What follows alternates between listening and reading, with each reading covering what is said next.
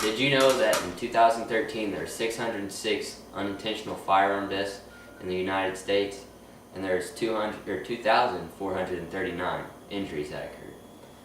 Unfortunately, about 2 years ago, there was a 3-year-old boy who was out with his dad. His dad was shooting guns that day, and the boy became very intrigued with it and decided after his dad went and put the gun inside that he'd go and try finding his pistol, and he did eventually find it and started playing with it, and eventually ended up getting himself killed over the incident. Unfortunately, the father did not take any safety precautions when he went to put his pistol away. He left it loaded and did not put it in a safe place to keep away from his kid. So today I'm going to show you a few techniques to help prevent fatalities like that from ever happening. Some courses that the Conservation Department offers here in Missouri is the Hunter Safety Course, which is a very good program to get young youth children in and learn about gun safety. Those are offered all throughout the year, multiple times. Technical colleges, or not technical colleges, but your technical school, like a Vo-Tech school, that's where they usually do a lot of them, and they offer them at Bass Pro in Columbia. That's where I took mine a few years ago. But we're going to get into correctly keeping your gun safe from children and maybe other family members who aren't familiar with guns. The first thing you want to do on a rifle that has a bolt in it is you want to take that bolt out of your gun. And when you buy a gun, they usually come with, or they will come with, locks for them. Some of them are a little different than others, but like on a bolted rifle, this is the lock you usually see when you buy your gun. You want to take that lock and you want to stick it through where you took your bolt out. You want to stick it through your action there and bring it back and lock it. And by doing this, it keeps your bolt from being able to be in your chamber there, and without that bolt, your rifle will never fire.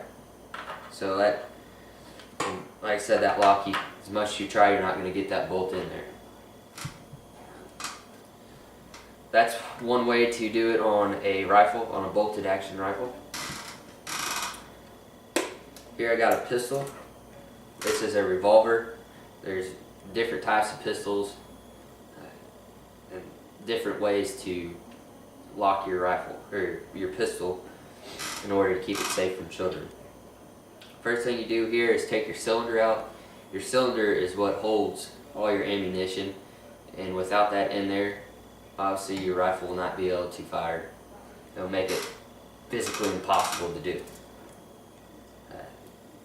This lock that came with this gun is basically just your average lock that maybe you put on a storage shed or a barn you have out back. And where I took the cylinder out, I'm going to take this lock and stick it through there and then push it back and lock it. And therefore, that cylinder, which holds your ammunition, will no longer be able to enter you can no longer just put it in your gun. So that is definitely a good lock to have if you got a pistol in your house. Some other things you can do is buy a gun safe, which you can lock your guns in there. They usually have codes on them, and that'll keep your kids from being able to get in there as long as you don't give them the code, which I don't know why anyone would want to do that. That's a really, really good thing to have in your house. Like I said, it keeps your rifles and pistols out of reach from your kids, and they'll keep your family safe like that. So today I showed you a couple techniques you can take to help prevent injuries like the one I talked about earlier in the presentation from happening.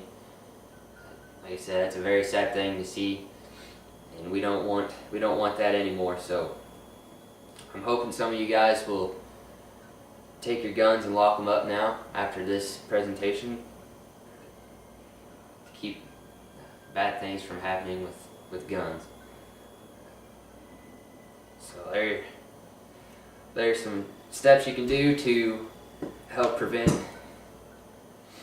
injuries, and I hope you take them serious.